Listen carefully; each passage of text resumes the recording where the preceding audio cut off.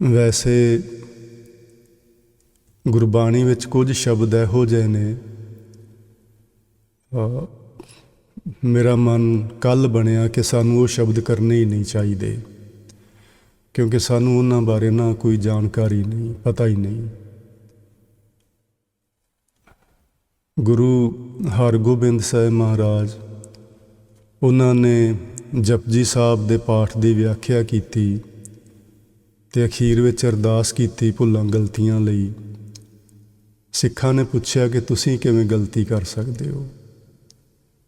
ਗੁਰੂ ਜੀ ਨੇ ਆਖਿਆ ਕਿ ਜਿਹੜੀ ਬਾਣੀ ਹੈ ਨਾ, ਇਸ ਨੂੰ ਸਹੀ ਰੂਪ ਵਿੱਚ ਕੇਵਲ ਗੁਰੂ ਨਾਨਕ ਸਾਹਿਬ ਹੀ ਜਾਣਦੇ ਨੇ, ਹੋਰ ਕੋਈ ਨਹੀਂ ਜਾਣ ਸਕਦਾ। ਸੋ ਇਸ ਲਈ ਜਿਹੜੇ ਇਹੋ ਜਿਹੇ ਸ਼ਬਦ ਨੇ, ਇਹਨਾਂ ਨੂੰ ਆਪਣੇ ਜਿਹੇ ਲੋਕਾਂ ਲਈ ਕਰਨਾ ਅਤੀ ਮੁਸ਼ਕਿਲ ਹੈ। ਗੁਰੂ ਸਾਹਿਬ ਨੇ ਬਾਣੀ ਵਿੱਚ ਇਹ ਵੀ ਸ਼ਬਦ ਬਚਨ ਲਿਖੇ ਹੋਏ ਨੇ, ਕਰਤੇ ਕੀ ਮਿੱਤ ਕਰਤਾ ਜਾਣੈ, ਕਹਿ ਜਾਣੈ ਗੁਰ ਸੂਰਾ। ਉਸ ਕਰਤੇ ਅਕਾਲ ਪੁਰਖ ਵਾਹਿਗੁਰੂ ਜੀ ਦੀ ਗਤੀ ਨੂੰ, ਉਸ ਦੀ ਅਵਸਥਾ ਨੂੰ ਉਹ ਆਪ ਹੀ ਜਾਣਦਾ ਅਤੇ ਜਾਂ ਗੁਰੂ ਜਾਣਦਾ। ਸੋ ਆਪਾਂ ਜੀ ਬਿਲਕੁਲ ਨਹੀਂ ਜਾਣ ਸਕਦੇ, ਪਰ ਫਿਰ ਵੀ ਆਪ ਆਪਣੀ ਬੁੱਧ ਹੈ ਜੇਤੀ, ਬਰਨਤ ਭਿੰਨ ਭਿੰਨ ਤੂੰ ਹੈ ਤੇਤੀ। ਜਿੰਨੀ ਜਿੰਨੀ ਮਾਲਕ ਨੇ ਕਿਸੇ ਨੂੰ ਸਮੱਤ ਬਖਸ਼ੀ ਏ, ਉਹਦੇ ਹਿਸਾਬ ਨਾਲ ਉਹ ਲੋਕ ਉਸ ਪ੍ਰਭੂ ਨੂੰ ਦਾ ਵਰਣਨ ਕਰਦੇ ਨੇ। ਸੋ ਜਦੋਂ ਆਪਾਂ ਇਸ ਸ਼ਬਦ ਨੂੰ ਹੁਣ ਸ਼ੁਰੂ ਕਰਦੇ ਹਾਂ, ਇਹਦੀਆਂ ਰਹਾਉ ਵਾਲੀਆਂ ਪੰਕਤੀਆਂ ਨੇ। ਕੋਈ ਜਾਣ ਨਾ ਭੂਲੈ ਭਾਈ, ਸੋ ਭੂਲੈ ਜਿਸ ਆਪ ਭੁਲਾਏ, ਬੁਝੈ ਜਿਸੈ ਬੁਝਾਈ। ਜਿਹੜੇ ਇਹਨਾਂ ਦੋ ਪੰਕਤੀਆਂ ਦੇ ਅੱਖਰੀ ਅਰਥ ਨੇ, ਉਹ ਤਾਂ ਬੜੇ ਸਪਸ਼ਟ ਨੇ ਕਿ ਕੋਈ ਜਾਣ ਬੁੱਝ ਕੇ ਨਹੀਂ ਭੁੱਲਦਾ। ਹੇ ਭਰਾਵੋ, ਕੋਈ ਜਾਣ ਬੁੱਝ ਕੇ ਗਲਤੀਆਂ ਨਹੀਂ ਕਰਦਾ। ਉਹੋ ਹੀ ਲੋਕ ਭੁੱਲਦੇ ਨੇ ਜਿਨ੍ਹਾਂ ਨੂੰ ਪਰਮਾਤਮਾ ਆਪ ਭੁਲਾ ਦਿੰਦਾ ਹੈ, ਅਤੇ ਜਿਨ੍ਹਾਂ ਨੂੰ ਉਹ ਸੋਝੀ ਬਖਸ਼ਦਾ ਹੈ, ਉਹਨਾਂ ਨੂੰ ਉਹ ਸੋਝੀ ਪ੍ਰਾਪਤ ਹੋ ਜਾਂਦੀ ਹੈ। ਉਹ ਆਪਣਾ ਜੀਵਨ ਚੰਗਾ ਸੋਹਣਾ ਗੁਜ਼ਾਰਦੇ ਨੇ। ਸੋ ਇੱਕ ਗੱਲ ਆਪਾਂ ਸਮਝ ਕੇ ਚੱਲਣੀ ਹੈ ਕਿ ਇਹ ਦੁਨੀਆ ਅਤੇ ਆਪਣਾ ਜੀਵਨ, ਇਹ ਇੱਕ ਖੇਡ ਹੈ, ਇੱਕ ਤਮਾਸ਼ਾ ਹੈ। ਇਸ ਤਮਾਸ਼ੇ ਦੇ ਅੰਦਰ ਦੋ ਤਰ੍ਹਾਂ ਦੇ ਪਾਤਰ ਚਾਹੀਦੇ ਹੀ ਚਾਹੀਦੇ ਨੇ। ਚੰਗੇ ਵੀ ਚਾਹੀਦੇ ਨੇ, ਮਾੜੇ ਵੀ ਚਾਹੀਦੇ ਨੇ, ਤਾਂ ਇਹ ਮੂਵੀ ਚੱਲੇਗੀ। ਇਹਦੇ ਵਿੱਚ ਭੁੱਲੇ ਭਟਕੇ ਲੋਕ ਵੀ ਚਾਹੀਦੇ ਨੇ, ਅਤੇ ਸਿੱਧੇ ਰਾਹ 'ਤੇ ਤੁਰ ਕੇ ਜੀਵਨ ਸਫਲ ਕਰਨ ਵਾਲੇ ਲੋਕ ਵੀ ਚਾਹੀਦੇ ਨੇ। ਸੋ ਪਰਮਾਤਮਾ ਨੇ ਆਪ ਹੀ ਇਸ ਜਗਤ ਦੀ ਰਚਨਾ ਨੂੰ ਇਸ ਢੰਗ ਨਾਲ ਰਚਿਆ ਹੋਇਆ ਹੈ। ਹੁਣ ਗੁਰੂ ਸਾਹਿਬ ਨੇ ਬਾਣੀ ਵਿੱਚ ਇਸ ਤਰ੍ਹਾਂ ਵੀ ਲਿਖਿਆ ਹੈ, ਜਿਸ ਨੂੰ ਆਪ ਖੁਆਏ ਕਰਤਾ, ਖੁਸ ਲਏ ਚੰਗਿਆਈ। ਜਿਸ ਨੂੰ ਉਸ ਵਾਹਿਗੁਰੂ ਜੀ ਨੇ ਖੁਆਰ ਕਰਨਾ ਹੁੰਦਾ ਹੈ ਜੀਵਨ ਵਿੱਚ, ਉਹਦੇ ਕੋਲੋਂ ਉਹ ਚੰਗਿਆਈ ਖੋਹ ਲੈਂਦਾ ਹੈ। ਜਦੋਂ ਬੰਦੇ ਕੋਲ ਚੰਗਿਆਈ ਨਹੀਂ ਰਹਿੰਦੀ, ਉਦੋਂ ਉਹ ਫਿਰ ਖੁਆਰ ਹੁੰਦਾ ਹੈ। ਦੂਜੇ ਪਾਸੇ ਇਹ ਵੀ ਲਿਖਿਆ, ਅੱਗੋਂ ਦੇ ਜੇ ਚੇਤੀਏ ਤਾਂ ਕਾਇਤ ਮਿਲੈ ਸਜਾਏ। ਜੇ ਅਸੀਂ ਪਹਿਲਾਂ ਹੀ ਪਰਮਾਤਮਾ ਦੇ ਨਾਮ ਦਾ ਸਿਮਰਨ ਕਰੀਏ, ਉਸ ਨੂੰ ਯਾਦ ਕਰੀਏ, ਫਿਰ ਸਾਨੂੰ ਸਜ਼ਾ ਕਿਉਂ ਮਿਲੇਗੀ? ਭਾਵ ਫਿਰ ਪਰਮਾਤਮਾ ਸਾਨੂੰ ਕੁਰਾਹੇ ਨਹੀਂ ਪਾਏਗਾ, ਸਾਨੂੰ ਠੀਕ ਰਸਤੇ 'ਤੇ ਤੋਰੇਗਾ। ਅਸੀਂ ਆਪਣੇ ਕੀਤੇ ਹੋਏ ਕਰਮਾਂ ਦੇ ਮੁਤਾਬਕ ਜੀਵਨ ਵਿੱਚ ਭੁੱਲੇ ਭਟਕੇ ਫਿਰਦੇ ਹਾਂ। ਆਪਣੇ ਕਰਮਾਂ ਦੇ ਮੁਤਾਬਕ ਅਸੀਂ ਦੁੱਖ ਸੁੱਖ ਭੋਗਦੇ ਹਾਂ। ਆਪਣੇ ਕਰਮਾਂ ਦੇ ਮੁਤਾਬਕ ਅਸੀਂ ਕੁਰਾਹੇ ਪੈ ਕੇ ਆਪਣੇ ਇਸ ਅਨਮੋਲ ਜੀਵਨ ਨੂੰ ਬਰਬਾਦ ਕਰ ਲੈਂਦੇ ਹਾਂ। ਬਾਣੀ ਵਿੱਚ 12 ਮਾਹ ਵਿੱਚ ਗੁਰੂ ਜੀ ਨੇ ਲਿਖਿਆ, ਕਿਰਤ ਕਰਮ ਕੇ ਵਿਛੜੇ, ਕਰ ਕਿਰਪਾ ਮੇਲੋ ਰਾਮ। ਅਸੀਂ ਆਪਣੇ ਕੀਤੇ ਹੋਏ ਕਰਮਾਂ ਮੁਤਾਬਕ ਹੀ, ਹੇ ਵਾਹਿਗੁਰੂ, ਤੇਰੇ ਨਾਲੋਂ ਵਿਛੜ ਗਏ ਹਾਂ, ਤੇ ਸਾਡੇ ਤੇ ਮਿਹਰਬਾਨੀ ਕਰ, ਸਾਨੂੰ ਆਪਣੇ ਚਰਨਾਂ ਨਾਲ ਜੋੜ, ਆਪਣੇ ਸ਼ਬਦ ਨਾਲ ਜੋੜ। ਫਿਰ ਇਹ ਵੀ ਲਿਖਿਆ, ਜੇਹਾ ਬੀਜੈ ਸੋ ਲੁਣੈ, ਕਰਮਾਂ ਸੰਧੜਾ ਖੇਤ। ਇਹ ਮਨੁੱਖ ਜੋ ਆਪਣੇ ਜੀਵਨ ਵਿੱਚ ਕਰਮ ਕਮਾਉਂਦਾ ਹੈ, ਜਿਹੋ ਜਿਹਾ ਬੀਜ ਬੀਜਦਾ ਹੈ, ਉਹੋ ਜਿਹਾ ਇਸ ਨੂੰ ਫਲ ਪ੍ਰਾਪਤ ਹੁੰਦਾ ਹੈ। ਇਹ ਕਰਮਾਂ ਵਾਲਾ ਖੇਤ ਹੈ। ਇਹਦੇ ਵਿੱਚ ਜਿਹੋ ਜਿਹੇ ਕਰਮਾਂ ਦੇ ਬੀਜ ਆਪਾਂ ਬੀਜਾਂਗੇ, ਉਹੋ ਜਿਹਾ ਫਲ ਸਾਨੂੰ ਪ੍ਰਾਪਤ ਹੋਵੇਗਾ। ਹੁਣ ਆਪਾਂ ਸ਼ਬਦ ਸ਼ੁਰੂ ਕਰਦੇ ਹਾਂ। ਇਹ ਸ਼ਬਦ ਦੀਆਂ ਰਹਾਓ ਵਾਲੀਆਂ ਪੰਕਤੀਆਂ ਨੇ। ਵੈਸੇ ਅਸ਼ਟਪਦੀ ਹੈ, ਅਤੇ ਮੈਂ ਨਾ ਬਹੁਤ ਸੰਖੇਪ ਵਿੱਚ ਕਰਾਂਗਾ ਤਾਂ ਜੋ ਅਸੀਂ ਪੂਰੀ ਅਸ਼ਟਪਦੀ ਕਰ ਸਕੀਏ। ਆਪਾਂ ਹੁਣ ਤੱਕ, ਮੈਂ ਵੀ ਅਤੇ ਬਹੁਤ ਸਾਰੇ ਵਿਦਵਾਨਾਂ ਤੋਂ ਅਸੀਂ ਇਹ ਸੁਣਦੇ ਆਏ ਹਾਂ ਕਿ ਕਿਸੇ ਸ਼ਬਦ ਨੂੰ ਸਮਝਣ ਵਾਸਤੇ ਸਾਨੂੰ ਪਹਿਲਾਂ ਰਹਾਓ ਵਾਲੀਆਂ ਪੰਕਤੀਆਂ ਸਮਝਣੀਆਂ ਚਾਹੀਦੀਆਂ ਨੇ। ਪਰ ਅੱਜ ਮੈਂ ਕੱਲ੍ਹ ਇਹ ਸ਼ਬਦ ਦੇ ਬਾਰੇ ਪੜ੍ਹਦਾ ਸਾਂ, ਇੱਕ ਨਵੀਂ ਗੱਲ ਸਮਝ ਵਿੱਚ ਆਈ ਕਿ ਸ਼ਬਦ ਨੂੰ ਸਮਝਣ ਲਈ ਰਹਾਓ ਦੀਆਂ ਪੰਕਤੀਆਂ ਸਮਝਣੀਆਂ ਪੈਂਦੀਆਂ ਨੇ, ਅਤੇ ਰਹਾਓ ਦੀਆਂ ਪੰਕਤੀਆਂ ਸਮਝਣ ਲਈ ਪੂਰਾ ਸ਼ਬਦ ਸਮਝਣਾ ਪੈਂਦਾ ਹੈ। ਜੇ ਅਸੀਂ ਪੂਰੇ ਸ਼ਬਦ ਨੂੰ ਨਾ ਸਮਝਾਂਗੇ ਤਾਂ ਰਹਾਓ ਵੀ ਸਮਝ ਨਹੀਂ ਆਉਂਦਾ। ਸੋ ਇਹਦੇ ਅੱਖਰੀ ਅਰਥ ਜਿਹੜੇ ਆਪਾਂ ਕਰ ਲਏ ਨੇ ਕਿ ਜਾਣ ਬੁੱਝ ਕੇ ਕੋਈ ਨਹੀਂ ਭੁੱਲਦਾ, ਜਿਹਨੂੰ ਉਹ ਮਾਲਕ ਭੁਲਾ ਦੇਵੇ ਉਹ ਭੁੱਲ ਜਾਂਦਾ, ਜਿਹਨੂੰ ਸੋਝੀ ਬਖਸ਼ ਦੇਵੇ ਉਹ ਜੀਵਨ ਦੇ ਸਹੀ ਰਸਤੇ 'ਤੇ ਚੱਲ ਪੈਂਦਾ। ਹੁਣ ਭਗਤਾਂ ਦੀ ਬਾਣੀ ਵਿੱਚ ਇਹ ਬਚਨ ਆਏ ਨੇ, ਨਾਰਾਇਣ ਨਿੰਦਸ ਕਾਏ ਭੂਲੀ ਗਵਾਰੀ, ਦੋ ਕ੍ਰਿਤ ਸੁਕ੍ਰਿਤ ਥਾਰੋ ਕਰਮਰੀ। ਭਗਤ ਤ੍ਰਿਲੋਚਨ ਜੀ ਆਪਣੀ ਘਰਵਾਲੀ ਨਾਲ ਗੱਲ ਕਰਦੇ ਨੇ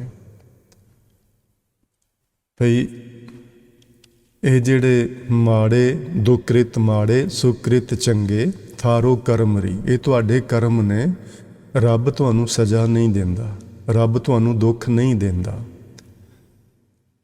ਪਰ ਰੱਬ ਇਹ ਵੀ ਨਹੀਂ ਕਰਦਾ ਕਿ ਉਹ ਤੁਹਾਡੇ ਕੀਤੇ ਕਰਮਾਂ ਦਾ ਫਲ ਤੁਹਾਨੂੰ ਨਾ ਦੇਵੇ, ਕਿਉਂਕਿ ਉਹਦਾ ਨਿਆਂ ਧਰਮ ਦਾ ਹੈ। ਜਿਹੋ ਜਿਹਾ ਕੋਈ ਮਨੁੱਖ ਕਰਮ ਕਰਦਾ, ਉਸ ਦਾ ਫਲ ਪਰਮਾਤਮਾ ਸਾਨੂੰ ਜ਼ਰੂਰ ਦਿੰਦਾ ਹੈ, ਚੰਗੇ ਦਾ ਚੰਗਾ, ਮਾੜੇ ਦਾ ਮਾੜਾ। ਉਂਝ ਮੇਰੀ ਸਮਝ ਵਿੱਚ ਇਹ ਗੱਲ ਆਈ ਹੈ ਕਿ ਪਰਮਾਤਮਾ ਮਾੜਾ ਕਰਦਾ ਹੀ ਨਹੀਂ, ਉਹ ਹਮੇਸ਼ਾ ਚੰਗਾ ਕਰਦਾ ਹੈ। ਅਸੀਂ ਕੋਈ ਮਾੜਾ ਕਰਮ ਕੀਤਾ ਹੈ ਅਤੇ ਪਰਮਾਤਮਾ ਉਸ ਨੂੰ ਚੰਗਾ ਜਾਣ ਕੇ ਸਾਨੂੰ ਉਹਦਾ ਫਲ ਦਿੰਦਾ ਹੈ।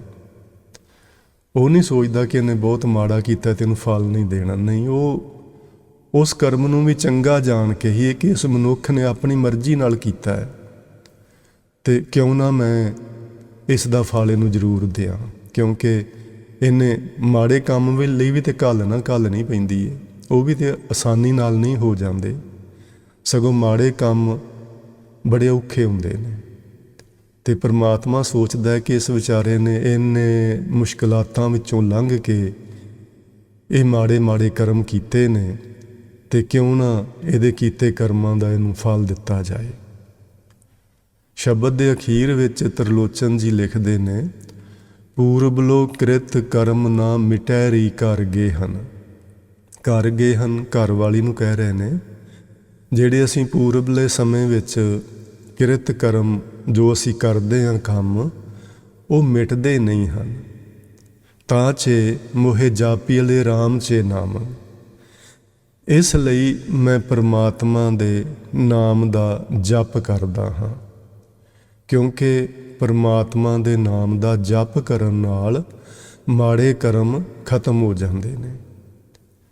ਸਾਨੂੰ ਬਾਣੀ ਦੀ ਰਾਹੀਂ ਇਹ ਸੋਝੀ ਪੈਂਦੀ ਹੈ ਕਿ ਜੇ ਅਸੀਂ ਆਪਣੇ ਮਾੜੇ ਕਰਮਾਂ ਨੂੰ ਖਤਮ ਕਰਨਾ ਚਾਹੁੰਦੇ ਹਾਂ, ਅਤੇ ਫਿਰ ਸਾਨੂੰ ਪਰਮਾਤਮਾ ਦੀ ਭਗਤੀ, ਉਸ ਦੀ ਬੰਦਗੀ ਕਰਨੀ ਚਾਹੀਦੀ ਹੈ।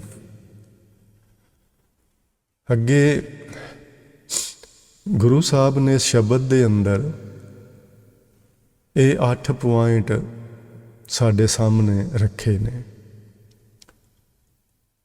ਪਹਿਲਾ ਹੈ ਗੌਤਮ ਤੇ ਅਹਿਲਿਆ ਵਰਸਸ ਇੰਦਰ। ਦੂਜਾ ਰਾਜਾ ਹਰੀਚੰਦ। ਤੀਜਾ 52 ਮੈਨੇ ਬੌਨਾ ਰੂਪ ਧਾਰਿਆ ਸੀ, ਵਿਸ਼ਨੂੰ ਜੀ ਨੇ ਬੌਨਾ ਰੂਪ, ਤੇ ਬਲ ਰਾਜੇ ਨੂੰ ਉਹਨੇ ਛਲਿਆ ਸੀ, ਧੋਖਾ ਕੀਤਾ ਸੀ ਉਹਦੇ ਨਾਲ। ਮੈਂ ਸੋਚ ਰਿਹਾ ਸਾਂ ਕਿ ਵਿਸ਼ਨੂੰ ਮਹਾਰਾਜ ਵੀ ਲੋਕਾਂ ਨਾਲ ਧੋਖੇ ਹੀ ਕਰਦੇ ਰਹੇ ਨੇ। ਕਦੀ ਉਹ ਮੋਹਣੀ ਰੂਪ ਧਾਰ ਕੇ ਧੋਖਾ ਕਰਦੇ ਨੇ, ਕਦੀ ਉਹ ਬੌਣਾ ਰੂਪ ਧਾਰ ਕੇ ਕਿਸੇ ਨਾਲ ਧੋਖਾ ਕਰਦੇ ਨੇ, ਹੋਰ ਕਈ ਤਰ੍ਹਾਂ ਨਾਲ ਉਹਨਾਂ ਧੋਖੇ ਕੀਤੇ ਨੇ। ਰਾਜਾ ਜਨਮੇਜਾ ਤੇ ਬਿਆਸ ਰਿਸ਼ੀ ਹੋਇਆ ਬਿਆਸ, ਉਹਨੇ ਰਾਜੇ ਜਨਮੇਜੇ ਨੂੰ ਬਹੁਤ ਸਮਝਾਇਆ ਸੀ ਕਿ ਤੂੰ ਆਹ ਕਰਮ ਨਾ ਕਰੀਂ, ਜੇ ਆਹ ਕਰੇਂਗਾ ਤੇ ਉਹਦਾ ਫਲ ਤੈਨੂੰ ਬਹੁਤ ਮਾੜਾ ਭੁਗਤਣਾ ਪਏਗਾ। ਪਰ ਉਹਨੇ ਕੀਤੇ।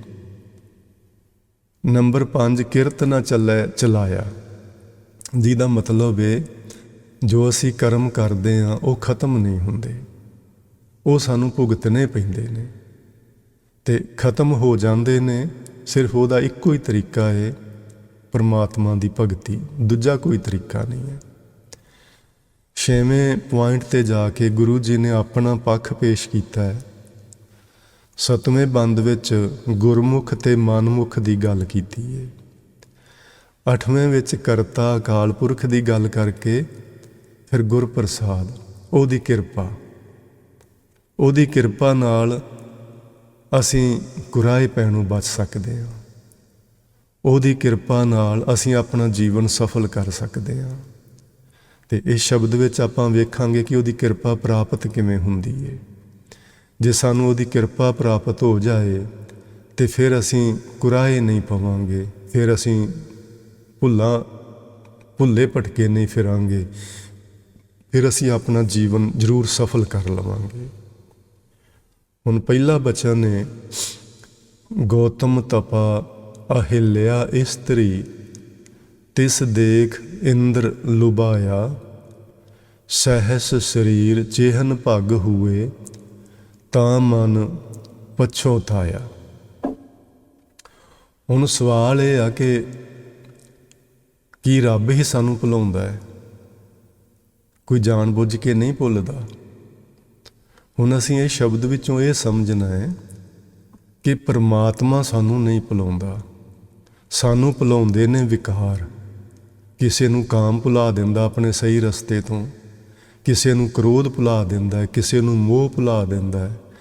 ਇਹ ਜਿਹੜੇ ਵਿਕਾਰ ਨੇ ਸਾਡੇ ਨਾਲ ਹੀ ਪੈਦਾ ਹੋਏ, ਜਦੋਂ ਤੋਂ ਅਸੀਂ ਪੈਦਾ ਹੋਏ ਹਾਂ ਸਾਡੇ ਨਾਲ ਆਏ ਨੇ, ਇਹ ਸਾਨੂੰ ਕੁਰਾਹੇ ਪਾਉਂਦੇ ਨੇ। ਅਤੇ ਇਹਨਾਂ ਤੋਂ ਬਚਣ ਲਈ ਹੀ ਸਾਨੂੰ ਗੁਰੂ ਦੀ ਸਿੱਖਿਆ ਦੀ ਲੋੜ ਹੈ। ਜੇ ਸਾਡੇ ਕੋਲ ਗੁਰੂ ਦੀ ਸਿੱਖਿਆ ਹੋਵੇ, ਸਮਝ ਹੋਵੇ, ਤੇ ਫਿਰ ਅਸੀਂ ਇਹਨਾਂ ਚੀਜ਼ਾਂ ਤੋਂ ਬਚ ਜਾਂਦੇ ਹਾਂ। ਜੇ ਗੁਰੂ ਦੀ ਸਿੱਖਿਆ ਸਾਡੇ ਕੋਲ ਨਾ ਹੋਵੇ ਤੇ ਫਿਰ ਸਾਡੇ ਲਈ ਬਚਣਾ ਔਖਾ ਹੋ ਜਾਂਦਾ ਹੈ। ਗੌਤਮ ਇੱਕ ਤਪਾ ਏ, ਉਹਦੀ ਘਰਵਾਲੀ ਉਹਦਾ ਨਾਂ ਅਹਿਲਿਆ ਏ। ਤਿਸ ਦੇਖ, ਇਤਿਹਾਸ ਕਹਿੰਦਾ ਕਿ ਉਹ ਬੜੀ ਸੁੰਦਰ ਸਰੂਪ ਵਾਲੀ ਸੀ। ਉਸ ਨੂੰ ਵੇਖ ਕੇ ਉਹਦੇ ਉੱਤੇ ਇੰਦਰ ਲੁਭਾਏਮਾਨ ਹੋਇਆ। ਇਹ ਚਾਰੇ ਜਿਹੜੀਆਂ ਕਹਾਣੀਆਂ ਨੇ ਇਹ ਮਿਥਿਹਾਸਕ ਨੇ। ਕੋਈ ਇਹ ਪੁਰਾਣਾਂ 'ਚੋਂ ਲਈ ਹੋਈ ਹੈ, ਕੋਈ ਇਹ ਮਹਾਂਭਾਰਤ 'ਚੋਂ, ਕੋਈ ਰਮਾਇਣ 'ਚੋਂ, ਇਹ ਉੱਧਰੋਂ ਆਈਆਂ ਨੇ। ਅਤੇ ਗੁਰੂ ਜੀ ਨੇ ਸਿਰਫ ਇਹਨਾਂ ਨੂੰ ਉਦਾਹਰਨ ਦੇ ਤੌਰ 'ਤੇ ਵਰਤਿਆ। ਇਹਨਾਂ ਨੂੰ ਗੁਰੂ ਜੀ ਕੋਈ ਪ੍ਰਵਾਨਗੀ ਨਹੀਂ ਦੇ ਰਹੇ। ਇਹ ਗੱਲ ਆਪਾਂ ਧਿਆਨ 'ਚ ਰੱਖਣੀ ਹੈ। ਹੁਣ ਜਦੋਂ ਇੰਦਰ ਉੱਤੇ ਲੁਭਾਏਮਾਨ ਹੋਇਆ, ਇੰਦਰ ਗੌਤਮ ਤਪਾ ਦੇ ਘਰ ਪਹੁੰਚ ਗਿਆ ਜਦੋਂ ਉਹ ਇਸ਼ਨਾਨ ਕਰਨ ਲਈ ਨਦੀ 'ਤੇ ਗਿਆ ਸੀ। ਗੌਤਮ ਦੇ ਮਨ ਵਿੱਚ ਵਿਚਾਰ ਆਈ ਕਿ ਤੂੰ ਇੰਨੀ ਜਲਦੀ ਆ ਗਿਆ, ਤੇਰੇ ਘਰ ਚੋਰ ਲੱਗੇ ਹੋਏ ਨੇ, ਵਾਪਸ ਛੇਤੀ ਜਾ ਕਰ। ਉਹ ਘਰ ਗਿਆ ਤੇ ਇੰਦਰ ਮਹਾਰਾਜ ਉਹ ਮਾੜਾ ਕੁਕਰਮ ਕਰਕੇ ਉਹਦੇ ਘਰੋਂ ਬਾਹਰ ਨਿਕਲ ਰਹੇ ਸਨ। ਗੌਤਮ ਤਪਾ ਨੇ ਉਸ ਨੂੰ ਸ਼ਰਾਪ ਦਿੱਤਾ। ਸ਼ਰਾਪ ਕੀ ਦਿੱਤਾ ਕਿ ਤੂੰ ਇੱਕ ਪੱਗ ਵਾਸਤੇ, ਪੱਗ ਦਾ ਮਤਲਬ ਹੁੰਦਾ ਹੈ ਜੀ ਸਾਡੀ ਮਾਂ ਦਾ ਸਰੀਰ ਦਾ ਉਹ ਅੰਗ ਜਿੱਥੋਂ ਬੱਚਾ ਪੈਦਾ ਹੁੰਦਾ ਹੈ, ਉਸ ਨੂੰ ਪੱਗ ਆਖਿਆ ਗੁਰਬਾਣੀ ਵਿੱਚ। ਵੀ ਤੂੰ ਇੱਕ ਪੱਗ ਵਾਸਤੇ ਇੰਨਾ ਮਾੜਾ ਕਰਮ, ਇੰਨਾ ਘਟੀਆ ਕਰਮ ਕੀਤਾ ਹੈ, ਤੇਰੇ ਸਰੀਰ 'ਤੇ ਹਜ਼ਾਰਾਂ ਪੱਗ ਹੋ ਜਾਣਗੀਆਂ। ਜਦੋਂ ਉਹਨੇ ਸਰਾਪ ਦਿੱਤਾ ਤੇ ਇੰਦਰ ਦੇ ਸਾਰੇ ਸਰੀਰ ਉੱਤੇ ਹਜ਼ਾਰਾਂ ਹੀ ਉਹ ਚਿੰਨ੍ਹ ਬਣ ਗਏ ਯੋਨੀਆਂ ਦੇ। ਜਦੋਂ ਉਹ ਚਿੰਨ੍ਹ ਬਣੇ ਤੇ ਉਹ ਬਹੁਤ ਸ਼ਰਮਸਾਰ ਹੋਇਆ। ਜਾਂ ਤੇ ਉਹ ਕਿਸੇ ਜੰਗਲ ਵਿੱਚ ਲੁਕ ਕੇ ਬੈਠਾ ਰਿਹਾ, ਜਾਂ ਕਦੀ ਉਹ ਸਰੋਵਰ ਦੇ ਵਿੱਚ ਥੱਲੇ ਛਿਪ ਕੇ ਬੈਠਾ ਰਵੇ। ਚਲੋ ਜਿਵੇਂ ਕਿਵੇਂ ਉਹਨੇ ਇਸ ਸਰਾਪ ਨੂੰ ਟਾਲਿਆ। ਹੁਣ ਸੋ ਭੁੱਲੈ ਜਿਸ ਆਪ ਭੁਲਾਏ, ਬੁਝੈ ਜਿਸੈ ਬੁਝਾਈ, ਜਾਂ ਕੋਈ ਜਾਣ ਨਾ ਭੁੱਲੈ ਪਾਈ। ਹੁਣ ਇੰਦਰ ਵੀ ਜਾਣ ਬੁੱਝ ਕੇ ਨਹੀਂ ਭੁੱਲਿਆ, ਉਸ ਦੇ ਉੱਤੇ ਕਾਮ ਦੇਵਤੇ ਨੇ ਉਹਦੀ ਮੱਤ ਨੂੰ ਮਾਰਿਆ ਤੇ ਉਹ ਭੁੱਲ ਗਿਆ ਤੇ ਉਹਨੇ ਇਹ ਕੁਕਰਮ ਕੀਤਾ ਤੇ ਉਸ ਨੂੰ ਗੌਤਮ ਤਪਾ ਦੇ ਸ਼ਰਾਫ ਦਾ ਸਾਹਮਣਾ ਕਰਨਾ ਪਿਆ। ਹੁਣ ਆਪਾਂ ਇਹ ਸਮਝਣਾ ਹੈ ਕਿ ਇਹ ਸਜ਼ਾ ਰੱਬ ਨੇ ਉਹਨੂੰ ਨਹੀਂ ਦਿੱਤੀ, ਇਹ ਸਜ਼ਾ ਉਹਦੇ ਮਾੜੇ ਕਰਮ ਦੀ ਏ ਤੇ ਗੌਤਮ ਤਪਾ ਨੇ ਉਸ ਨੂੰ ਸ਼ਰਾਪ ਦਿੱਤਾ ਹੈ। ਉਹਦੇ ਕਾਰਨ ਉਹ ਸਜ਼ਾ ਭੁਗਤ ਰਿਹਾ ਹੈ, ਉਹਦੇ ਕਾਰਨ ਉਹ ਦੁਖੀ ਹੋ ਰਿਹਾ ਹੈ। ਰੱਬ ਨੇ ਉਹਨੂੰ ਨਹੀਂ ਸਜ਼ਾ ਦਿੱਤੀ। ਇਹ ਗੱਲ ਆਪਾਂ ਚੇਤੇ 'ਚ ਰੱਖਣੀ ਹੈ। ਅਗਲਾ ਬਚਨ ਹੈ, ਤਿੰਨ ਹਰੀ ਚੰਦ ਬ੍ਰਿਥਮੀ ਪਤ ਰਾਜੈ, ਕਾਗਦ ਕੀਮ ਨਾ ਪਾਈ, ਔਗਣ ਜਾਣੈ ਤਾਂ ਪੁੰਨ ਕਰੇ, ਕਿਉਂ ਨੇ ਖਾਸ ਬਿਕਾਈ। ਹਰੀ ਚੰਦ ਦੇ ਬਾਰੇ ਆਪਾਂ ਸਾਰੇ ਤਕਰੀਬਨ ਜਾਣਦੇ, ਆਪਾਂ ਛੋਟੀਆਂ ਕਲਾਸਾਂ ਵਿੱਚ ਉਹਦੇ ਬਾਰੇ ਕਹਾਣੀ ਪੜ੍ਹੀ ਹੀ ਹੋਈ ਹੈ। ਇਹ ਬੜਾ ਧਰਮੀ ਰਾਜਾ ਹੈ, ਬੜਾ ਪੁੰਨ ਦਾਨ ਕਰਦਾ ਹੈ, ਗਰੀਬਾਂ ਦੀ ਸਹਾਇਤਾ ਕਰਦਾ ਹੈ। ਉਹਨੇ ਇੰਨੇ ਚੰਗੇ ਕਰਮ ਕੀਤੇ ਨੇ, ਇੰਨੇ ਪੁੰਨ ਦਾਨ ਕੀਤੇ ਨੇ ਕਿ ਕਾਗਦ ਕੀਮ ਨਾ ਪਾਈ, ਕਾਗਜ਼ ਉੱਤੇ ਇੰਨੇ ਲਿਖੇ ਨਹੀਂ ਜਾ ਸਕਦੇ ਜਿੰਨੇ ਉਹਨੇ ਚੰਗੇ ਕਰਮ ਕੀਤੇ ਨੇ, ਪੁੰਨ ਦਾਨ ਕੀਤੇ ਨੇ। ਜੇ ਉਸ ਨੂੰ ਇਹ ਸਮਝ ਆ ਜਾਂਦੀ ਕਿ ਇਹ ਜਿਹੜੇ ਪੁੰਨ ਦਾਨ ਕਰਕੇ ਵੀ ਬੰਦਾ ਕਿਤੇ ਕੁਰਾਏ ਪੈ ਸਕਦਾ ਹੈ। ਗੁਰਮਤਿ ਸਾਨੂੰ ਇਸ ਲਈ ਇਹ ਸਮਝਾ ਰਹੀ ਹੈ ਕਿ ਜਿਹੜੇ ਪੁੰਨ ਦਾਨ, ਸੇਵਾ ਜਾਂ ਹੋਰ ਚੀਜ਼ਾਂ ਅਸੀਂ ਧਰਮ ਦੇ ਨਾਂ ਥੱਲੇ ਕਰਮ ਕਾਂਡ ਕਰਦੇ ਹਾਂ, ਉਹਨਾਂ ਦੀ ਬਹੁਤੀ ਵੈਲਿਊ ਨਹੀਂ ਹੈਗੀ। ਪਰਮਾਤਮਾ ਦੇ ਘਰ ਵਿੱਚ ਸਿਰਫ ਤੇ ਸਿਰਫ ਇੱਕ ਕੀਮਤ ਪੈਂਦੀ ਹੈ ਬੰਦੇ ਦੀ, ਜਿਹੜਾ ਨਾਮ ਜਪਦਾ ਹੈ। ਨਾਮ ਦਾ ਜਪ ਕਰਕੇ ਜਿਹਦੀ ਸੁਰਤ ਸ਼ਬਦ ਨਾਲ ਜੁੜ ਗਈ ਹੋਵੇ, ਉਹ ਸ਼ਬਦ ਨਾਲ ਇੱਕਮਿਕ ਹੋ ਗਿਆ ਹੋਵੇ ਤੇ ਉਹਦੀ ਬੰਦ ਖਲਾਸੀ ਹੋ ਜਾਂਦੀ ਹੈ। ਜਿੰਨੀ ਨਾਮ ਧਿਆਇਆ ਗਏ ਮਸ਼ੱਕਤ ਕਾਲ, ਨਾਨਕ ਤੇ ਮੁਖ ਉਜਲੇ ਕੀਤੀ ਛੁੱਟੀ ਨਾਲ। ਉਹਨਾਂ ਦੇ ਮੁਖ ਉਜਲ ਹੁੰਦੇ ਨੇ ਜਿਹੜੇ ਨਾਮ ਨੂੰ ਧਿਆਉਂਦੇ ਨੇ। ਹੁਣ ਜੇ ਇੱਥੇ ਗੁਰੂ ਜੀ ਆਖਦੇ ਨੇ, ਜੇ ਹਰੀ ਚੰਦ ਨੂੰ ਇਹ ਪਤਾ ਹੁੰਦਾ ਕਿ ਇਹ ਪੁੰਨ ਕਰਨ ਦੇ ਬਾਵਜੂਦ ਵੀ ਔਗਣ ਆ ਸਕਦੇ ਨੇ, ਤੇ ਉਹ ਕਿਉਂ ਪੁੰਨ ਕਰਦਾ। ਨਿਖਾਸ ਦਾ ਮਤਲਬ ਹੁੰਦਾ ਹੈ ਜੀ ਜਿੱਥੇ ਗੁਲਾਮਾਂ ਨੂੰ ਵੇਚਿਆ ਜਾਂਦਾ, ਉਹ ਮੰਡੀ, ਉਹਨੂੰ ਨਿਖਾਸ ਕਹਿੰਦੇ ਨੇ। ਨਿਖਾਸ ਚੌਂਕ ਲਾਹੌਰ ਵਿੱਚ ਅੱਜ ਵੀ ਹੈਗਾ ਹੈ। ਜਿੱਥੇ ਗੁਲਾਮਾਂ ਨੂੰ ਜਾਂ ਪਸ਼ੂ ਆਦਿਕ ਨੂੰ ਵੇਚਿਆ ਜਾਂਦਾ, ਉਸ ਮੰਡੀ ਨੂੰ ਨਿਖਾਸ ਕਹਿੰਦੇ ਨੇ। ਇਹ ਹਰੀ ਚੰਦ ਰਾਜੇ ਕੋਲ ਵਿਸ਼ਵਾਮਿੱਤਰ ਆਉਂਦਾ ਹੈ ਤੇ ਉਹਨੂੰ ਕਹਿੰਦਾ ਕਿ ਤੂੰ ਐਡਾ ਵੱਡਾ ਦਾਨੀ ਹੈ, ਉਹ ਪੰਡਤ ਦਾ ਰੂਪ ਧਾਰਨ ਕਰਕੇ ਆਇਆ ਤੇ ਮੈਂ ਤੇਰੇ ਤੋਂ ਕੁਛ ਦਾਨ ਮੰਗਣਾ ਚਾਹੁੰਦਾ। ਹਰੀ ਚੰਦ ਨੇ ਆਖਿਆ, ਤੂੰ ਮੰਗ, ਜੋ ਮੰਗੇਗਾ ਮੈਂ ਤੈਨੂੰ ਦਿਆਂਗਾ। ਉਹਨੇ ਉਹਦਾ ਪੂਰੇ ਦਾ ਪੂਰਾ ਰਾਜ ਭਾਗ ਮੰਗ ਲਿਆ ਕਿ ਜੋ ਕੁਛ ਤੇਰੇ ਕੋਲ ਹੈਗਾ ਤੂੰ ਸਾਰਾ ਹੀ ਮੈਨੂੰ ਦੇ ਦੇ। ਉਹਨੇ ਦੇ ਦਿੱਤਾ। ਉਹਨੂੰ ਬਨਾਰਸ ਦੀ ਮੰਡੀ ਵਿੱਚ ਜਾ ਕੇ ਵਿਕਣਾ ਪਿਆ, ਕਿਉਂਕਿ ਉਹਦੇ ਕੋਲ ਕੁਛ ਵੀ ਨਾ ਰਿਹਾ। ਆਪਣੇ ਬੱਚੇ ਨੂੰ ਤੇ ਆਪਣੀ ਘਰ ਵਾਲੀ ਨੂੰ ਲੈ ਕੇ ਉੱਥੇ ਮੰਡੀ ਚਲਾ ਗਿਆ, ਕਿਉਂਕਿ ਰੋਟੀ ਤੇ ਖਾਣੀ ਹੁੰਦੀ ਹੈ। ਤੇ ਉੱਥੇ ਜਿਹਨੇ ਉਹਨੂੰ ਖਰੀਦਿਆ ਉਹ ਚੰਡਾਲ ਸੀ, ਕਬਰਾਂ ਵਿੱਚ ਕੰਮ ਕਰਦਾ ਸੀ, ਮੜੀਆਂ ਵਿੱਚ। ਉਹਨੇ ਉੱਥੇ ਇਹਨੂੰ ਨੌਕਰੀ ਦਿੱਤੀ ਹਰੀ ਚੰਦ ਨੂੰ। ਹੁਣ ਗੁਰੂ ਜੀ ਇਹ ਦੱਸਣਾ ਚਾਹੁੰਦੇ ਨੇ ਕਿ ਜੇ ਹਰੀ ਚੰਦ ਨੂੰ ਇਹ ਪਤਾ ਹੁੰਦਾ ਕਿ ਜਿਹੜੇ ਇਹ ਪੁੰਨ ਕਰਮ ਨੇ, ਇਹ ਪੁੰਨ ਕਰਮ ਕਰਦਿਆਂ ਵੀ ਅਸੀਂ ਕੁਰਾਏ ਪੈ ਸਕਦੇ ਹਾਂ, ਇਹਨਾਂ ਦੀ ਕੋਈ ਕੀਮਤ ਨਹੀਂ ਪ੍ਰਭੂ ਦੇ ਦਰ 'ਤੇ। ਇਹਦਾ ਮਤਲਬ ਇਹ ਨਹੀਂ ਕਿ ਅਸੀਂ ਚੰਗੇ ਕਰਮ ਨਹੀਂ ਕਰਨੇ, ਚੰਗੇ ਕਰਮ ਕਰਨੇ ਨੇ, ਲੇਕਿਨ ਬੰਦ ਖਲਾਸੀ ਵਾਸਤੇ ਸਾਨੂੰ ਪਰਮਾਤਮਾ ਦੀ ਬੰਦਗੀ ਦੀ ਜ਼ਰੂਰਤ ਹੈ। ਸੋ ਉਸ ਨੇ ਬੰਦਗੀ ਨਾ ਕੀਤੀ ਅਤੇ ਉਹਨੂੰ ਇਹੋ ਜਿਹੇ ਮਾੜੇ ਦਿਨ ਵੇਖਣੇ ਪਏ। ਪਰਮਾਤਮਾ ਨੇ ਉਹਨੂੰ ਸਜ਼ਾ ਨਹੀਂ ਦਿੱਤੀ, ਉਸ ਨੂੰ ਸਜ਼ਾ ਇਸ ਗੱਲ ਦੀ ਮਿਲੀ ਏ ਕਿ ਉਹਨੇ ਪਰਮਾਤਮਾ ਦੀ ਭਗਤੀ ਜਾਂ ਬੰਦਗੀ ਨਹੀਂ ਕੀਤੀ। ਅਗਲਾ ਬਚਨ ਹੈ, ਕਰੂੰ ਅਢਾਈ ਧਰਤੀ ਮੰਗੀ ਬਾਮਨ ਰੂਪ ਬਹਾਨੈ, ਕਿਉਂ ਭਿਆਲ ਜਾਏ ਕਿਉਂ ਛਲੀਐ ਜੇ ਬਾਲ ਰੂਪ ਪਛਾਨੈ। ਇਹ ਜਿਹੜਾ ਰਾਜਾ ਬਾਲ ਹੈ, ਇਹਨੇ ਕਈ ਯੱਗ ਕੀਤੇ ਸਨ ਅਤੇ ਇਹਨਾਂ ਦੇ ਇਤਿਹਾਸ ਵਿੱਚ ਲਿਖਿਆ ਹੈ ਕਿ ਜੇ 101 ਅਸਮੇਧ ਯੱਗ ਪੂਰੇ ਹੋ ਜਾਣ ਅਤੇ ਉਸ ਨੂੰ ਰਾਜੇ ਇੰਦਰ ਦੀ ਪਦਵੀ ਮਿਲ ਜਾਂਦੀ ਹੈ, ਜਿਹੜਾ ਇਹਨੇ ਯੱਗ ਪੂਰੇ ਕਰ ਲਵੇ। ਇੰਦਰ ਜੀ ਬੰਦਾ ਨਹੀਂ, ਇੰਦਰ ਪਦਵੀ ਹੈ। ਜਿਵੇਂ ਪ੍ਰੈਜ਼ੀਡੈਂਟ ਹੁੰਦਾ ਹੈ ਜਾਂ ਕਿਸੇ ਕੰਪਨੀ ਦਾ ਮੈਨੇਜਰ ਹੁੰਦਾ ਹੈ ਜਾਂ ਕੋਈ ਸਕੂਲ ਦਾ ਪ੍ਰਿੰਸੀਪਲ ਹੁੰਦਾ ਹੈ, ਉੱਥੇ ਬੰਦਾ ਕੋਈ ਵੀ ਆ ਜਾਏ ਉਹ ਪਦਵੀ ਉਹਦੇ ਨਾਲ ਜੁੜ ਜਾਂਦੀ ਹੈ। ਇੰਦਰ ਇੱਕ ਪਦਵੀ ਹੈ, ਉੱਥੇ ਕੋਈ ਵੀ ਪਹੁੰਚੇ ਉਹ ਇੰਦਰ ਹੀ ਹੁੰਦਾ ਹੈ। ਅਤੇ ਇੰਦਰ ਦਾ ਮਤਲਬ ਹੈ ਸਵਰਗਾਂ ਦਾ ਰਾਜਾ।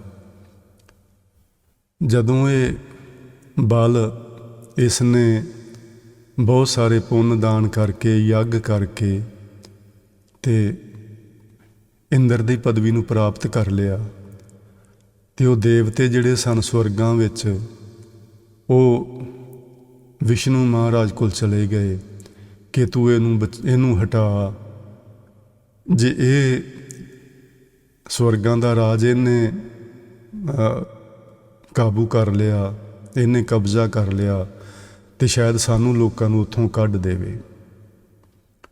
ਹੁਣ ਵਿਸ਼ਨੂੰ ਨੇ ਬੌਣਾ ਰੂਪ ਧਾਰਨ ਕੀਤਾ ਅਤੇ ਜਿੱਥੇ ਉਹ ਯੱਗ ਕਰ ਰਿਹਾ ਸੀ ਇਸ ਧਰਤੀ ਉੱਤੇ ਬਲ ਰਾਜਾ, ਉੱਥੇ ਪਹੁੰਚ ਗਿਆ। ਉੱਥੇ ਪਹੁੰਚ ਕੇ ਬੌਣਾ ਰੂਪ ਧਾਰਨ ਕਰਕੇ ਇਹਨੇ ਬਹੁਤ ਸਾਰੇ ਵੇਦਾਂ ਸ਼ਾਸਤਰਾਂ ਦੇ ਸ਼ਲੋਕ ਉਚਾਰਨ ਕੀਤੇ, ਬੜੇ ਪਿਆਰ ਨਾਲ, ਬੜੀ ਸੁੰਦਰ ਆਵਾਜ਼ ਵਿੱਚ। ਬਲ ਰਾਜਾ ਉੱਤੇ ਖੁਸ਼ ਹੋਇਆ ਅਤੇ ਉਹਨੂੰ ਆਖਣ ਲੱਗਾ ਵੀ ਕਾਕਾ ਤੈਨੂੰ ਕੀ ਚਾਹੀਦਾ ਹੈ। ਉਹ ਬਾਮਨ ਰੂਪ 'ਤੇ ਵਿਸ਼ਨੂੰ ਸੀ, ਉਹ ਆਂਦਾ ਵੀ ਮੈਨੂੰ ਕੁਛ ਨਹੀਂ ਚਾਹੀਦਾ। ਬਲ ਰਾਜਾ ਕਹਿੰਦਾ ਵੀ ਨਹੀਂ, ਮੇਰਾ ਕਰਮ ਹੈ ਕਿ ਬ੍ਰਾਹਮਣ ਨੂੰ ਦਾਨ ਦੇਣਾ, ਅਤੇ ਤੂੰ ਜੋ ਮੰਗੇਗਾ ਤੈਨੂੰ ਮੈਂ ਦਿਆਂਗਾ। ਉਹਨੇ ਆਖਿਆ ਮੈਨੂੰ ਕਰੋਂ 2.5 ਧਰਤੀ ਮੰਗੀ, 2.5 ਕਰਮਾਂ ਧਰਤੀ ਮੰਗੀ ਉਹਨੇ, ਕਿ ਮੈਨੂੰ ਇੱਥੇ ਧਰਤੀ ਥੋੜ੍ਹੀ ਜਿਹੀ ਦੇ ਦੇ, ਆਪਣੇ ਦਰਬਾਰ ਦੇ ਸਾਹਮਣੇ ਮੈਂ ਕੁਟੀਆ ਪਾ ਕੇ ਇੱਥੇ ਭਜਨ ਬੰਦਗੀ ਕਰਾਂਗਾ ਅਤੇ ਮੈਂ ਇੱਥੇ ਰਹਾਂਗਾ, ਤੈਨੂੰ ਸ਼ਲੋਕ ਸੁਣਾਇਆ ਕਰਾਂਗਾ। ਉਹਨੇ ਆਖਿਆ ਠੀਕ ਹੈ, ਤੂੰ 2.5 ਕਰਮਾਂ ਕੀ ਜਿੰਨੀ ਮਰਜ਼ੀ ਉੱਥੋਂ ਵੱਲ ਲਾ ਅਤੇ ਆਪਣੀ ਕੁਟੀਆ ਬਣਾ ਲਾ। ਹੁਣ ਉਹਨੇ ਬੌਣੇ ਰੂਪ ਨੇ, ਵਿਸ਼ਨੂੰ ਨੇ ਆਪਣਾ ਅਸਲੀ ਰੂਪ ਧਾਰਨ ਕੀਤਾ। 2 ਕਰਮਾਂ ਵਿੱਚ ਉਹਨੇ ਪੂਰੀ ਧਰਤੀ ਅਤੇ ਆਕਾਸ਼ ਨਾਪ ਲਏ, ਇਸ ਤਰ੍ਹਾਂ ਉਹਨਾਂ ਲਿਖਿਆ ਹੋਇਆ। ਅੱਧੀ ਕਰਮ ਜੇ ਬਾਕੀ ਬਚੀ ਸੀ, ਉਹਨੇ ਹੋਰ ਕਰਨੀ ਸੀ ਅਤੇ ਜਗ੍ਹਾ ਕੋਈ ਨਾ ਰਹੀ, ਅਤੇ ਬਲ ਨੂੰ ਪੁੱਛਿਆ ਕਿ ਹੁਣ ਮੈਂ ਕੀ ਕਰਾਂ। ਉਹਨੇ ਆਖਿਆ ਤੂੰ ਮੇਰੇ ਸਿਰ ਉੱਤੇ ਜਾਂ ਮੇਰੇ ਸਰੀਰ ਉੱਤੇ ਆਪਣੀ ਅੱਧੀ ਕਰਮ ਮਿਣ ਲਾ। ਉਹਨੇ ਉਹਦੇ ਸਰੀਰ ਉੱਤੇ ਪੈਰ ਰੱਖ ਕੇ ਉਹਨੂੰ ਪਤਾਲਾਂ ਵਿੱਚ ਭੇਜ ਦਿੱਤਾ। ਹੁਣ ਬਲ ਰਾਜਾ ਜਿਹੜਾ ਅੱਜ ਵੀ ਪਤਾਲਾਂ ਵਿੱਚ ਉੱਥੇ ਹੀ ਰਹਿੰਦਾ ਉਹ, ਅਤੇ ਉਹਦੇ ਬੂਹੇ ਅੱਗੇ ਵਿਸ਼ਨੂੰ ਭਗਵਾਨ ਆਪਣੀ ਕੁਟੀਆ ਪਾ ਕੇ ਬੈਠੇ ਹੋਏ ਨੇ। ਇਸ ਤਰ੍ਹਾਂ ਉਹਨਾਂ ਦੀ ਕਹਾਣੀ। ਆਪਾਂ ਕਹਾਣੀਆਂ ਪਿੱਛੇ ਨਹੀਂ ਜਾਣਾ। ਗੁਰੂ ਜੀ ਸਾਨੂੰ ਇਹ ਦੱਸਣਾ ਚਾਹੁੰਦੇ ਨੇ ਕਿ ਦੇਖੋ, ਇਹ ਜਿਹੜਾ ਬਲ ਰਾਜਾ ਹੈ, ਇਹ ਲੋਭ ਵਸ ਇੰਦਰ ਦੀ ਪਦਵੀ ਨੂੰ ਪ੍ਰਾਪਤ ਕਰਨ ਵਾਸਤੇ ਉਹਨੇ ਇੰਨੇ ਯੱਗ ਕੀਤੇ, ਅਤੇ ਆਖਰ ਉਹਨੂੰ ਵਿਸ਼ਨੂੰ ਨੇ ਬੌਣਾ ਰੂਪ ਧਾਰਨ ਕਰਕੇ ਛਲ ਲਿਆ, ਉਹਦੇ ਨਾਲ ਧੋਖਾ ਕੀਤਾ। ਉਹ ਧੋਖੇ ਵਿੱਚ ਕਿਉਂ ਆਇਆ? ਕਿਉਂਕਿ ਉਹ ਲੋਭ ਸੀ ਉਹਦੇ ਮਨ ਵਿੱਚ ਇੰਦਰ ਦੀ ਪਦਵੀ ਨੂੰ ਪ੍ਰਾਪਤ ਕਰਨ ਦਾ, ਕਿ ਮੈਂ ਇਸ ਬ੍ਰਾਹਮਣ ਨੂੰ ਵੀ ਪੁੰਨ ਦਾਨ ਕਰਾਂ ਤਾਂ ਕਿ ਮੈਨੂੰ ਉਹ ਜਿਹੜੀ ਇੰਦਰ ਦੀ ਪਦਵੀ ਹੈ ਉਹ ਪ੍ਰਾਪਤ ਹੋ ਜਾਏ। ਸੋ ਇੱਥੇ ਵੀ ਹੁਣ ਗੁਰੂ ਜੀ ਕਹਿੰਦੇ ਨੇ ਕਿ ਪਰਮਾਤਮਾ ਨੇ ਉਹਨੂੰ ਸਜ਼ਾ ਨਹੀਂ ਦਿੱਤੀ। ਜੇ ਉਹਨੂੰ ਸਜ਼ਾ ਮਿਲੀ ਏ ਤੇ ਉਹਦੇ ਲੋਭ ਦੇ ਕਾਰਨ ਮਿਲੀ ਏ। ਰਾਜਾ ਤੇ ਉਹ ਸੀ, ਪਰ ਉਹਨੂੰ ਹੁਣ ਇੰਦਰ ਦੀ ਪਦਵੀ ਚਾਹੀਦੀ ਸੀ, ਇਸ ਲਈ ਇਹ ਲੋਭ ਸੀ ਉਹਦੇ ਮਨ ਵਿੱਚ। ਇਹ ਹੁਣ ਜਿਹੜੀ ਸਜ਼ਾ ਉਹਨੂੰ ਮਿਲੀ ਏ ਕਿ ਉਹ ਹੁਣ ਉਹ ਪਤਾਲਾਂ ਵਿੱਚ ਬੈਠਾ ਹੈ ਤੇ ਸਦਾ ਲਈ ਉੱਥੇ ਹੀ ਰਹਿਣਾ ਹੈ, ਇਹ ਉਹਦੇ ਲੋਭ ਕਰਕੇ ਉਸ ਨੂੰ ਜਿਹੜੀ ਸਜ਼ਾ ਮਿਲੀ ਏ। ਅੱਗੇ ਰਾਜਾ ਜਨਮੇਜਾ ਦੇ ਮੱਤੀ ਬਰਜ ਬਿਆਸ ਪੜਾਇਆ। ਬਿਆਸ ਇੱਕ ਰਿਸ਼ੀ ਏ। ਬਿਆਸ ਰਿਸ਼ੀ ਨੇ ਰਾਜੇ ਜਨਮੇਜੇ ਨੂੰ ਬਹੁਤ ਵਰਜਿਆ, ਉਹਨੂੰ ਸਿੱਖਿਆ ਦਿੱਤੀ ਕਿ ਤੂੰ ਆ ਕੰਮ ਨਾ ਕਰੀ। ਉਹ ਕੰਮ ਛੋਟੇ ਛੋਟੇ ਹੀ ਨੇ, ਵੀ ਤੂੰ ਘੋੜੀ ਨਾ ਖਰੀਦੀ, ਬਾਹਰ ਨਾ ਜਾਈ, ਘੋੜੀ ਦਾ ਜਿਹੜਾ ਬੱਚਾ ਹੋਏਗਾ ਉਹਨੂੰ ਤੂੰ ਅਸਮੇਧ ਯੱਗ ਨਾ ਕਰੀ, ਜੋ ਕਰੇਂਗਾ ਤੇ ਪੰਡਤਾਂ ਨੂੰ ਸੱਦ ਕੇ ਰੋਟੀ ਨਾ ਖਵਾਈ। ਇਹੋ ਜਿਹੀਆਂ ਗੱਲਾਂ ਉਹਨੇ ਦੱਸੀਆਂ ਸਨ। ਪਰ ਉਹਨੇ 3 ਕਰ ਜੱਗ 18 ਘਾਏ, ਕਿਰਤ ਨਾ ਚੱਲੇ ਚਲਾਇਆ। ਉਹਨੇ ਜੱਗ ਕੀਤੇ ਤੇ ਉਹ ਜੱਗ ਦੇ ਵਿੱਚ ਉਹਨੇ 18 ਜਾਤੀਆਂ ਦੇ ਬ੍ਰਾਹਮਣਾਂ ਨੂੰ ਸੱਦਿਆ। 18 ਘਾਏ ਹਨ, 18 ਨੂੰ ਮਾਰਿਆ, 18 ਜਾਤੀਆਂ ਦੇ ਬ੍ਰਾਹਮਣਾਂ ਨੂੰ। ਉਹਨੇ ਜਦੋਂ ਇਹ ਜੱਗ ਕਰਦਾ ਸੀ, ਬ੍ਰਾਹਮਣ ਭੋਜਨ ਛਕਦੇ ਨੇ ਤੇ ਭੋਜਨ ਛਕਣ ਤੋਂ ਬਾਅਦ ਹਿੰਦੂ ਸਮਾਜ ਵਿੱਚ ਦਛਨਾ ਦਿੱਤੀ ਜਾਂਦੀ ਹੈ। ਉਹਨੂੰ ਦੰਦ ਕਸਾਈ ਵੀ ਕਹਿੰਦੇ ਨੇ। ਉਹ ਦਛਨਾ ਦਿੱਤੀ ਜਾਂਦੀ, ਉਹ ਰਿਵਾਜ ਆਪਣੇ 'ਚ ਵੀ ਆ ਗਿਆ, ਹੋਣਾ ਨਹੀਂ ਚਾਹੀਦਾ, ਲੋੜ ਨਹੀਂ ਉਹਦੀ। ਉਹ ਦਛਨਾ ਦੇਣ ਲਈ ਆਪਣੀ ਰਾਣੀ ਦੇ ਨਾਲ ਉਸ ਯੱਗ ਵਾਲੇ ਪੰਡਾਲ ਵਿੱਚ ਆਇਆ, ਬ੍ਰਾਹਮਣਾਂ ਨੂੰ ਦਛਨਾ ਦੇਣ ਵਾਸਤੇ। ਰਾਣੀ ਨੇ ਬੜੇ ਬਰੀਕ, ਬੜੇ ਪਤਲੇ ਜਿਹੇ ਕੱਪੜੇ ਪਾਏ ਹੋਏ ਸਨ। ਉਹ ਇੱਕ ਹਵਾ ਦਾ ਝੋਂਕਾ ਆਇਆ ਤੇ ਉਹਦਾ ਸਰੀਰ ਕੁਝ ਨਗਨ ਹੋ ਗਿਆ ਤੇ ਬ੍ਰਾਹਮਣ ਲੋਕ ਹੱਸ ਪਏ। ਇਹਦੇ ਤੇ ਰਾਜੇ ਨੂੰ ਗੁੱਸਾ ਆਇਆ ਤੇ ਉਹਨੇ ਉਹ 18 ਤਰ੍ਹਾਂ ਦੇ ਜਿਹੜੇ ਬ੍ਰਾਹਮਣ ਜਿਨ੍ਹਾਂ ਨੂੰ ਦਛਨਾ ਦੇ ਰਿਹਾ ਸੀ, ਉਹਨੇ ਮਾਰ ਸੁੱਟੇ। ਹੁਣ ਗੁਰੂ ਜੀ ਦਾ ਮੱਤ ਕਿਰਤ ਨਾ ਚੱਲੇ ਚਲਾਇਆ। ਭਾਵੇਂ ਤੁਸੀਂ ਕਿਸੇ ਨੂੰ ਕਿੰਨਾ ਸਮਝਾ ਲਓ ਕਿ ਆਹ ਕੰਮ ਨਾ ਕਰੀ, ਪਰ ਜੇ ਉਹਦੇ ਕਿਰਤ ਵਿੱਚ, ਉਹਦੇ ਕਰਮ ਵਿੱਚ ਉਹਨੇ ਕਰਨਾ ਹੀ ਹੈ ਤੇ ਫਿਰ ਉਹਨੇ ਕੋਈ ਨਾ ਕੋਈ ਬਹਾਨਾ ਲੱਭ ਲੈਣਾ ਉਹ ਕੰਮ ਕਰਨ ਦਾ। ਕੀਤਾ ਹੋਇਆ ਕਰਮ ਮਿਟਦਾ ਨਹੀਂ, ਹੈ ਨਾ। ਸੋ ਇਹ ਹੁਣ ਰਾਜਾ ਜਨਮੇਜਾ ਉਹ ਕਿਉਂ ਦੁਖੀ ਹੋ ਰਿਹਾ ਹੈ? ਹੋਰ ਕੋਈ ਵੀ ਗੱਲ ਨਹੀਂ, ਉਹ ਆਪਣੇ ਗੁਰੂ ਦੇ ਆਖੇ ਨਹੀਂ ਲੱਗਿਆ। ਬਿਆਸ ਨੇ ਜੋ ਉਹਨੂੰ ਸਿੱਖਿਆ ਦਿੱਤੀ, ਉਸਨੇ ਉਸ ਸਿੱਖਿਆ ਨੂੰ ਧਾਰਨ ਨਾ ਕੀਤਾ। ਤੇ ਇਹ ਜਿਹੜਾ ਉਹਦਾ ਕਰਮ ਹੈ, ਆਪਣੇ ਗੁਰੂ ਦੀ ਸਿੱਖਿਆ ਨੂੰ ਨਾ ਧਾਰਨ ਕਰਨਾ, ਉਸ ਦੇ ਕਾਰਨ ਉਹ ਦੁਖੀ ਹੋ ਰਿਹਾ ਹੈ। ਹੁਣ ਸੋ ਇਹ ਗੁਰੂ ਜੀ ਨੇ ਸਾਨੂੰ ਇਹਨਾਂ 4 ਉਦਾਹਰਨਾਂ ਦੇ ਰਾਹੀਂ ਸਮਝਾਇਆ ਹੈ ਕਿ ਭਾਈ ਪਰਮਾਤਮਾ ਕਿਸੇ ਨੂੰ ਦੁੱਖ ਨਹੀਂ ਦਿੰਦਾ, ਪਰਮਾਤਮਾ ਕਿਸੇ ਨੂੰ ਸਜ਼ਾ ਨਹੀਂ ਦਿੰਦਾ। ਇਹ ਬੰਦੇ ਦੇ ਆਪਣੇ ਕਰਮ ਨੇ ਤੇ ਜਿਹੜੇ ਕਰਮ ਕਦੀ ਮਿਟਦੇ ਨਹੀਂ। ਹੁਣ ਗੁਰੂ ਜੀ ਆਪਣਾ ਪੱਖ ਪੇਸ਼ ਕਰਦੇ ਨੇ ਇਸ ਸ਼ਬਦ ਦੇ ਬੰਦ ਨੰਬਰ 5 ਵਿੱਚ। ਗਣਤ ਨਾ ਗਣੀ, ਮੈਂ ਇਹੋ ਜਿਹੀਆਂ ਗਿਣਤੀਆਂ ਮਿਣਤੀਆਂ 'ਚ ਨਹੀਂ ਪੈਂਦਾ। ਗੁਰੂ ਜੀ ਆਖਦੇ ਨੇ, ਪਹਿਲੇ ਪਾਤਸ਼ਾਹ, ਗਿਣਤੀਆਂ ਮਿਣਤੀਆਂ ਕਿ ਕਿੰਨੇ ਪੁੰਨ ਕਰਨੇ ਨੇ, ਕਿੰਨੇ ਯੱਗ ਕਰਨੇ ਨੇ, ਕਿੰਨਾ ਬ੍ਰਾਹਮਣਾਂ ਨੂੰ ਦਾਨ ਦੇਣਾ ਹੈ, ਫਿਰ ਕਿਹੜੀ ਪਦਵੀ ਮਿਲੇਗੀ, ਇਹ ਸਭ ਆਉਂਦੇ ਨੇ। ਮੈਂ ਇਹਨਾਂ ਗਿਣਤੀਆਂ ਮਿਣਤੀਆਂ 'ਚ ਨਹੀਂ ਪੈਂਦਾ। ਹੁਕਮ ਪਛਾਣਾ, ਮੈਂ ਉਸ ਮਾਲਕ ਦੇ ਹੁਕਮ ਨੂੰ ਪਹਿਚਾਣਨ ਦੀ ਕੋਸ਼ਿਸ਼ ਕਰਦਾ ਹਾਂ। ਬੋਲੀ ਭਾਏ ਸੋ ਭਾਈ, ਮੈਂ ਸਹਿ ਸੁਭਾਏ ਉਹਦੇ ਗੁਣ ਗਾਉਂਦਾ ਹਾਂ, ਵਾਹਿਗੁਰੂ ਜੀ ਦੇ, ਪਰਮਾਤਮਾ ਦੇ। ਤੇ ਗੁਣ ਗਾਉਣ ਤੋਂ ਮਤਲਬ ਹੁੰਦਾ ਹੈ ਜੀ ਨਾਮ ਸਿਮਰਨ ਕਰਨਾ, ਭਜਨ ਬੰਦਗੀ ਕਰਨਾ, ਭਗਤੀ ਕਰਨਾ। ਜੋ ਕਿਛ ਵਰਤੈ ਤੁਧੈ ਸਲਾਹੀ, ਜੋ ਕੁਛ ਵੀ ਸੰਸਾਰ ਵਿੱਚ ਵਰਤ ਰਿਹਾ, ਚਾਹੇ ਲੋਕ ਭੁੱਲੇ ਭਟਕੇ ਫਿਰਦੇ ਨੇ ਤੇ ਚਾਹੇ ਲੋਕ ਸਿੱਧੇ ਰਸਤੇ 'ਤੇ ਪੈ ਕੇ ਆਪਣਾ ਜੀਵਨ ਸਫਲ ਕਰ ਰਹੇ ਨੇ, ਜੋ ਕੁਛ ਵਰਤ ਰਿਹਾ ਤੇਰੀ ਰਜ਼ਾ ਵਿੱਚ, ਤੇਰੇ ਹੁਕਮ ਵਿੱਚ ਵਰਤਦਾ ਹੈ। ਤਾਂ ਹੀ ਗੁਰੂ ਜੀ ਨੇ ਆਖਿਆ ਕਿ ਹੁਕਮ ਨਾ ਕਹਿ ਨਾ ਜਾਈ। ਉਹਦੇ ਹੁਕਮ ਨੂੰ ਆਖਿਆ ਨਹੀਂ ਜਾ ਸਕਦਾ ਕਿ ਉਹਦਾ ਹੁਕਮ ਹੈ ਕੀ ਹੈ। ਬਸ ਥੋੜ੍ਹਾ ਬਹੁਤਾ ਸਮਝ ਕੇ ਉਹਦੇ ਵਿੱਚ ਸਾਨੂੰ ਚੱਲਣ ਦੀ ਜ਼ਰੂਰਤ ਹੈ। ਪਰ ਜੇ ਸਾਨੂੰ ਗੁਰੂ ਜੀ ਬਾਰ-ਬਾਰ ਇਹ ਗੱਲ ਕਹਿੰਦੇ ਨੇ ਕਿ ਤੁਸੀਂ ਭਾਈ ਰੱਬ ਦੀ ਭਗਤੀ ਕਰੋ, ਇਹ ਭਗਤੀ ਇੱਕ ਐਸਾ ਮਾਰਗ ਏ ਜਿਸ ਮਾਰਗ 'ਤੇ ਚੱਲ ਕੇ ਤੁਹਾਡੇ ਜੀਵਨ ਦਾ ਭਲਾ ਹੋ ਸਕਦਾ ਹੈ। ਗੁਰੂ ਜੀ ਨੇ ਬਾਣੀ ਵਿੱਚ ਲਿਖਿਆ ਹੋਇਆ ਹੈ ਕਿ ਬਿਨ ਹਰਿ ਭਜਨ ਨਹੀਂ ਛੁਟਕਾਰਾ। ਵਾਹਿਗੁਰੂ ਜੀ ਦੇ ਸਿਮਰਨ ਤੋਂ ਬਿਨਾਂ ਇਸ ਜੀਵ ਦਾ ਛੁਟਕਾਰਾ ਨਹੀਂ ਹੋ ਸਕਦਾ, ਚਾਹੇ ਜਿੰਨੇ ਮਰਜ਼ੀ ਪੁੰਨ ਕਰਮ ਕਰ ਲਏ, ਜਿੰਨਾ ਮਰਜ਼ੀ ਦਾਨ ਦੇ ਲਵੇ। ਹਾਂ, ਉਹ ਚੰਗੇ ਕਰਮ ਨੇ, ਪਰ ਉਹ ਮਾਇਆ ਦੇ 3 ਗੁਣਾਂ 'ਚ ਹੁੰਦੇ ਨੇ। ਆਪਾਂ ਕਈ ਵਾਰੀ ਗੱਲ ਕੀਤੀ ਹੈ ਕਿ ਮਾਇਆ ਦੇ ਜਿਹੜੇ 3 ਗੁਣ ਨੇ, ਉਹਨਾਂ ਵਿੱਚ ਇੱਕ ਸਤੋ ਗੁਣ ਹੈ, ਜਿਹੜਾ ਸਭ ਤੋਂ ਸ੍ਰੇਸ਼ਟ ਗੁਣ ਹੈ। ਇਹ ਸਾਰੇ ਕਰਮ ਸਤੋ ਗੁਣ 'ਚ ਆਉਂਦੇ ਨੇ, ਅਤੇ ਲੇਕਿਨ ਹੈ ਨਾ ਇਹ ਮਾਇਆ ਦਾ ਹੀ ਰੂਪ। ਸੋ ਅਸੀਂ ਮਾਇਆ ਤੋਂ ਉੱਚੇ ਉੱਠਣਾ ਹੈ, ਉਹ ਚੌਥੀ ਅਵਸਥਾ ਵਿੱਚ ਜਾਣਾ ਹੈ, ਅਤੇ ਉਹਦੇ ਵਿੱਚ ਜਾਣ ਲਈ ਸਾਨੂੰ ਭਜਨ ਬੰਦਗੀ ਦੀ ਲੋੜ ਹੈ। ਜੋ ਕਿਛ ਵਰਤੈ ਤੁਧ ਐਸਾ ਲਾਹੀ, ਹੇ ਪ੍ਰਮਾਤਮਾ, ਜੋ ਕੁਛ ਵਰਤ ਰਿਹਾ ਇਸ ਦੁਨੀਆ ਦੇ ਅੰਦਰ, ਮੈਂ ਉਸ ਨੂੰ ਵੇਖ ਕੇ ਮੈਂ ਤੇਰੀ ਹੀ ਸਿਫਤ ਸਲਾਹ ਕਰਦਾ ਰਹਿਣਾ, ਅਤੇ ਇਸ ਤਰ੍ਹਾਂ ਹੀ ਸੋਚਦਾ ਸਭ ਤੇਰੀ ਵਡਿਆਈ, ਇਹ ਸਭ ਤੇਰਾ ਹੀ ਜ਼ਹੂਰ ਹੈ, ਤੇਰੀ ਹੀ ਵਡਿਆਈ ਹੈ, ਤੇਰਾ ਹੀ ਬਜ਼ੁਰਗਪੁਣਾ ਹੈ ਕਿ ਤੂੰ ਕਿਸ ਤਰ੍ਹਾਂ ਸੰਸਾਰ ਨੂੰ ਚਲਾ ਰਿਹਾ ਹੈ, ਜਿਹਦੇ ਬਾਰੇ ਸਾਨੂੰ ਕੋਈ ਜਾਣਕਾਰੀ ਨਹੀਂ, ਜਿਹਦੇ ਬਾਰੇ ਸਾਨੂੰ ਕੋਈ ਸੋਝੀ ਨਹੀਂ। ਤੇਰੀਆਂ ਤੂੰ ਜਾਣੇ, ਜਿਵੇਂ ਵੀ ਤੂੰ ਚਲਾ ਰਿਹਾ, ਕਿਸੇ ਨੂੰ ਭੁੱਲੇ ਭਟਕੇ ਰਾਹ 'ਤੇ ਪਾਇਆ ਹੋਇਆ ਹੈ, ਕਿਸੇ ਨੂੰ ਸਹੀ ਮਾਰਗ ਤੋਂ ਵਿਖਾਉਣਾ ਹੈ। ਇਹ ਕਿਉਂ ਹੋ ਰਿਹਾ ਹੈ, ਇਹ ਤੇਰੀਆਂ ਤੂੰ ਜਾਣੇ, ਅਸੀਂ ਨਹੀਂ ਜਾਣ ਸਕਦੇ।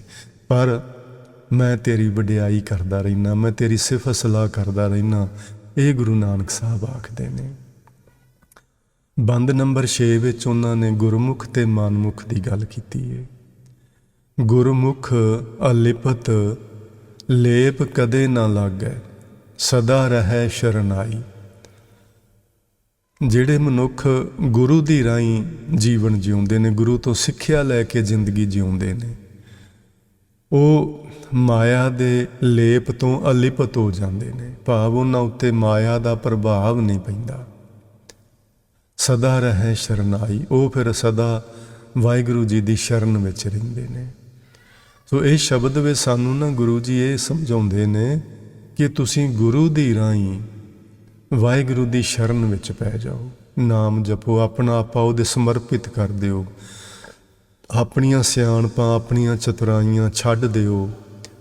ਜੋ ਗੁਰੂ ਕਹੈ ਸੋਈ ਭਲ ਮਾਨੋ, ਜੋ ਗੁਰੂ ਆਖਦੇ ਨੇ ਉਹਨੂੰ ਚੰਗਾ ਜਾਣ ਕੇ ਜੀਵਨ ਵਿੱਚ ਅਪਣਾ ਲਓ। ਮਨਮੁਖ ਮੁਗਧ ਆਗੈ ਚੇਤੈ ਨਾਹੀ।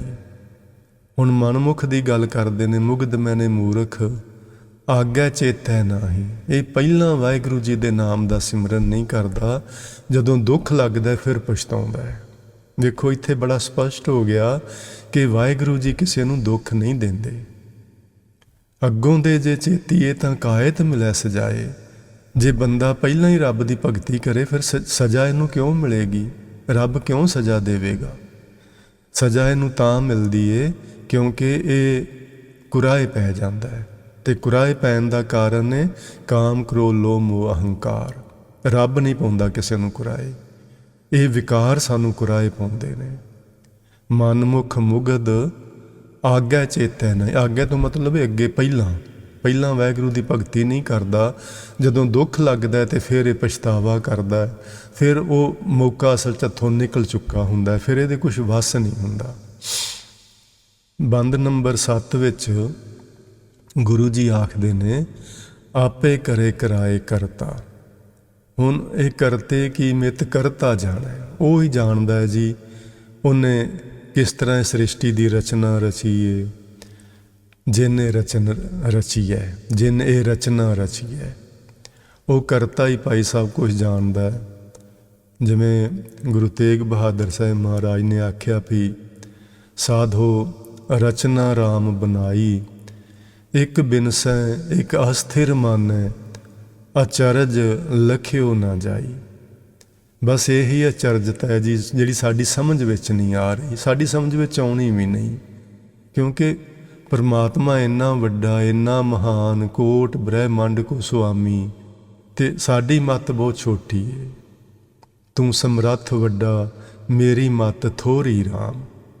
ਤੂੰ ਇੰਨਾ ਵੱਡਾ ਸਮਰੱਥਾ ਦਾ ਮਾਲਕ ਹੈ, ਤੂੰ ਸਾਰੇ ਦਾ ਸਾਰਾ ਮੇਰੀ ਮੱਤ ਵਿੱਚ ਕਿਵੇਂ ਆ ਸਕਦਾ ਹੈ?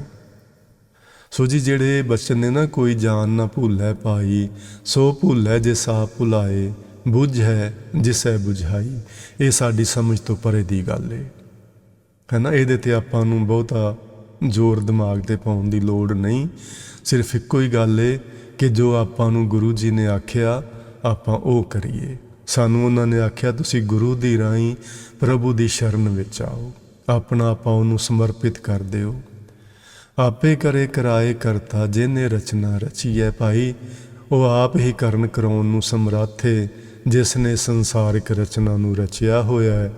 ਹਰ ਅਭਿਮਾਨ ਨਾ ਜਾਈ ਜੀਓ, ਅਭਿਮਾਨੇ ਪੈ ਪਚੀ ਹੈ। ਵੇਖੋ ਇੱਥੇ ਫਿਰ ਸਪਸ਼ਟ ਕਰ ਦਿੱਤਾ ਕਿ ਹੇ ਪਰਮਾਤਮਾ, ਸਾਡੇ ਜੀਵਾਂ ਦੇ ਮਨ ਵਿੱਚੋਂ ਅਭਿਮਾਨ ਨਹੀਂ ਜਾਂਦਾ, ਹੰਕਾਰ ਨਹੀਂ ਜਾਂਦਾ। ਉਸ ਅਹੰਕਾਰ ਦੇ ਕਾਰਨ ਅਸੀਂ ਖੱਪ ਕੇ ਮਰਦੇ ਰਹਿੰਦੇ ਹਾਂ। ਪਚੀਆ ਤੋਂ ਮਤਲਬ ਹੈ ਦੁਖੀ ਹੋਣਾ। ਅਭਿਮਾਨ ਨਾ ਜਾਈ ਜੀਓ, ਸਾਡੇ ਮਨ ਵਿੱਚੋਂ ਹੰਕਾਰ ਨਹੀਂ ਜਾਂਦਾ। ਕਥਾ ਕਰਨ ਵਾਲਾ ਕਥਾ ਦਾ ਹੰਕਾਰ ਕਰੀ ਜਾਂਦਾ ਹੈ, ਕੀਰਤਨ ਕਰਨ ਵਾਲਾ ਕੀਰਤਨ ਦਾ ਹੰਕਾਰ ਕਰੀ ਜਾਂਦਾ ਹੈ, ਪੁੰਨ ਦਾਨ ਕਰਨ ਵਾਲਾ ਪੁੰਨ ਦਾਨ ਦਾ ਹੰਕਾਰ ਕਰੀ ਜਾਂਦਾ ਹੈ। ਜਾਂ ਦੁਨੀਆ ਵਿੱਚ ਜਿਹੜੇ ਵੀ ਕੰਮ 'ਚ ਕੋਈ ਲੱਗਾ ਹੈ, ਉਹਦਾ ਉਹਨੂੰ ਹੰਕਾਰ ਹੁੰਦਾ ਕਿ ਮੇਰੇ ਵਰਗਾ ਹੋਰ ਨਹੀਂ ਕੋਈ ਕਰ ਸਕਦਾ, ਮੈਂ ਹੀ ਸਭ ਤੋਂ ਵਧੀਆ ਕਰ ਸਕਦਾ। ਸੋ ਅਭਿਮਾਨੇ ਪੈ ਪਚੀ ਹੈ। ਸਾਨੂੰ ਗੁਰੂ ਜੀ ਸਮਝਾਉਂਦੇ ਨੇ ਸ਼ਬਦ ਵਿੱਚ ਕਿ ਸਾਨੂੰ ਭਈ ਹੰਕਾਰ ਛੱਡ ਕੇ ਤੇ ਨਿਮਰਤਾ ਵਿੱਚ ਆਉਣਾ ਚਾਹੀਦਾ ਹੈ। ਨਿਮਰਤਾ ਬਾਰੇ ਗੁਰੂ ਨਾਨਕ ਸਾਹਿਬ ਨੇ ਉਹ ਬਚਨ ਲਿਖੇ ਹੋਏ ਨੇ ਕਿ ਮਿੱਠਤ ਨੀਵੀਂ ਨਾਨਕਾ, ਗੁਣ ਚੰਗਿਆਈਆਂ ਤਤ। ਸਾਨੂੰ ਨਿਮਰਤਾ ਵਿੱਚ ਰਹਿਣਾ ਚਾਹੀਦਾ ਹੈ, ਹੰਕਾਰ ਤਿਆਗਣਾ ਚਾਹੀਦਾ ਹੈ। ਜਿਵੇਂ ਜਿਵੇਂ ਆਪਾਂ ਹੰਕਾਰ ਤਿਆਗਾਂਗੇ, ਨਿਮਰਤਾ ਵਿੱਚ ਰਵਾਂਗੇ, ਸਾਡੇ ਜੀਵਨ ਦਾ ਅਵੱਸ਼ ਭਲਾ ਹੋਏਗਾ। ਅਖੀਰ ਵਿੱਚ ਗੁਰੂ ਮਹਾਰਾਜ ਜੀ ਨੇ ਆਖਿਆ, ਭੁੱਲਣ ਵਿੱਚ ਕੀਆ ਸਭ ਕੋਈ, ਕਰਤਾ ਆਪ ਨਾ ਭੁੱਲੈ। ਕਰਤਾ ਜੀ ਪਰਮਾਤਮਾ ਕਦੇ ਨਹੀਂ ਭੁੱਲਦਾ। ਅਸੀਂ ਜਿੰਨੇ ਜੀਵ ਉਹਨੇ ਪੈਦਾ ਕੀਤੇ ਨੇ ਸੰਸਾਰ ਵਿੱਚ, ਅਸੀਂ ਸਾਰੇ ਭੁੱਲਣ ਵਿੱਚ ਹਾਂ। ਅਸੀਂ ਭੁੱਲ ਕੇ ਕੁਰਾਏ ਵੀ ਪੈ ਜਾਂਦੇ ਹਾਂ। ਜਦੋਂ ਅਸੀਂ ਭੁੱਲ ਕੇ ਕੁਰਾਏ ਪੈਂਦੇ ਹਾਂ ਤੇ ਫਿਰ ਸਾਨੂੰ ਉਹਦੀ ਸਜ਼ਾ ਵੀ ਮਿਲਦੀ ਏ। ਜਾਂ ਗੁਰੂ ਦੀ ਸਿੱਖਿਆ 'ਤੇ ਚੱਲ ਕੇ ਅਸੀਂ ਜਦੋਂ ਚੰਗੇ ਕਰਮ ਕਰਦੇ ਹਾਂ, ਫਿਰ ਸਾਨੂੰ ਉਹਦਾ ਅਵਾਰਡ ਵੀ ਮਿਲਦਾ ਹੈ, ਸਾਨੂੰ ਇੱਜ਼ਤ ਮਿਲਦੀ ਹੈ, ਮਾਣ ਮਿਲਦਾ ਹੈ, ਸਤਿਕਾਰ ਮਿਲਦਾ ਹੈ, ਅਤੇ ਅਖੀਰ ਅਸੀਂ ਵਾਹਿਗੁਰੂ ਜੀ ਦੇ ਦਰ 'ਤੇ ਪ੍ਰਵਾਨ ਹੋ ਜਾਂਦੇ ਹਾਂ। ਨਾਨਕ ਸੱਚ ਨਾਮ ਨਿਸਤਾਰਾ, ਕੋ ਗੁਰ ਪ੍ਰਸਾਦ ਅਕੁੱਲੈ। ਹੁਣ ਸਤਿਗੁਰੂ ਜੀ ਨੇ ਸਾਨੂੰ ਇਹ ਗੱਲ ਸਮਝਾਈ ਕਿ ਸੱਚ ਨਾਮ ਨਿਸਤਾਰਾ, ਸੱਚੇ ਨਾਮ ਵਿੱਚ ਜੁੜ ਕੇ ਹੀ ਸਾਡੇ ਜੀਵਨ ਦਾ ਭਲਾ ਹੋ ਸਕਦਾ ਹੈ। ਜਿਹੜੀਆਂ ਉੱਤੇ ਉਦਾਹਰਨਾਂ ਲਈਆਂ ਨਾ ਗੁਰੂ ਜੀ ਨੇ, ਉਹ ਹੁਣ ਇੱਥੇ ਉਹ ਗੱਲ ਸਪਸ਼ਟ ਹੋ ਗਈ ਹੈ ਕਿ ਬਹੁਤ ਪੁੰਨ ਦਾਨ ਕਰਿਆ, ਬਹੁਤ ਹੋਰ ਕਰਮ ਕਾਂਡ ਕਰਿਆ, ਯੱਗ ਆਦਿ ਕਰਿਆ, ਕੁਝ ਨਹੀਂ ਬਣਨ ਵਾਲਾ। ਉਹ ਸਭ ਮਾਇਆ ਦੇ ਤਿੰਨਾਂ ਗੁਣਾਂ ਵਿੱਚ ਆਉਂਦਾ ਹੈ। ਸੱਚ ਨਾਮ ਨਿਸਤਾਰਾ, ਸੱਚੇ ਨਾਮ ਵਿੱਚ ਜੁੜਨ ਨਾਲ ਹੀ ਸਾਡੇ ਜੀਵਨ ਦਾ ਭਲਾ ਹੁੰਦਾ ਹੈ। ਅਤੇ ਉਹ ਸੱਚਾ ਨਾਮ ਕੋ ਗੁਰ ਪ੍ਰਸਾਦ ਅਗੁੱਲ ਹੈ। ਕੋਈ ਗੁਰੂ ਦੀ ਕਿਰਪਾ ਨਾਲ ਉਹ ਸੱਚੇ ਨਾਮ ਨੂੰ ਪ੍ਰਾਪਤ ਕਰਦਾ ਹੈ ਅਤੇ ਮਾੜਿਆਂ ਕਰਮਾਂ ਤੋਂ ਬਚਦਾ ਹੈ। ਸੋ ਇੱਥੇ ਗੁਰ ਪ੍ਰਸਾਦ ਜਿਹੜਾ ਸ਼ਬਦ ਹੈ, ਸਾਨੂੰ ਉਹਦੇ ਵੱਲ ਉਚੇਚਾ ਧਿਆਨ ਦੇਣ ਦੀ ਲੋੜ ਹੈ ਕਿ ਗੁਰੂ ਦੀ ਕਿਰਪਾ ਤੋਂ ਬਿਨਾਂ ਅਸੀਂ ਕੁਝ ਵੀ ਨਹੀਂ ਕਰ ਸਕਦੇ। ਸੋ ਗੁਰੂ ਦੀ ਕਿਰਪਾ ਸਾਡੇ ਲਈ ਬੜਾ ਹੀ ਅਨਮੋਲ ਖਜ਼ਾਨਾ ਹੈ ਜੀ। ਅਤੇ ਗੁਰੂ ਦੀ ਕਿਰਪਾ ਨੂੰ ਪ੍ਰਾਪਤ ਕਰਨ ਲਈ ਸੱਚ ਨਾਮ ਨਿਸਤਾਰਾ, ਸਾਨੂੰ ਸੱਚੇ ਨਾਮ ਵਿੱਚ ਜੁੜਨਾ ਚਾਹੀਦਾ ਹੈ। ਹਰ ਵਕਤ ਵਾਹਿਗੁਰੂ ਵਾਹਿਗੁਰੂ ਜਾਂ ਜੋ ਵੀ ਸ਼ਬਦ ਆਪਾਂ ਜਪਣਾ ਚਾਹੀਏ, ਸਾਨੂੰ ਹਰ ਵਕਤ ਉਹ ਸ਼ਬਦ ਜਪਦੇ ਰਹਿਣਾ ਚਾਹੀਦਾ ਹੈ, ਤਾਂ ਜੋ ਅਸੀਂ ਗੁਰੂ ਦੀ ਕਿਰਪਾ ਨੂੰ ਪਾ ਕੇ ਆਪਣੇ ਜੀਵਨ ਦਾ ਭਲਾ ਕਰ ਸਕੀਏ। ਸੋ ਇਹ ਸ਼ਬਦ ਆਪਾਂ ਸਮਝਿਆ ਜੀ।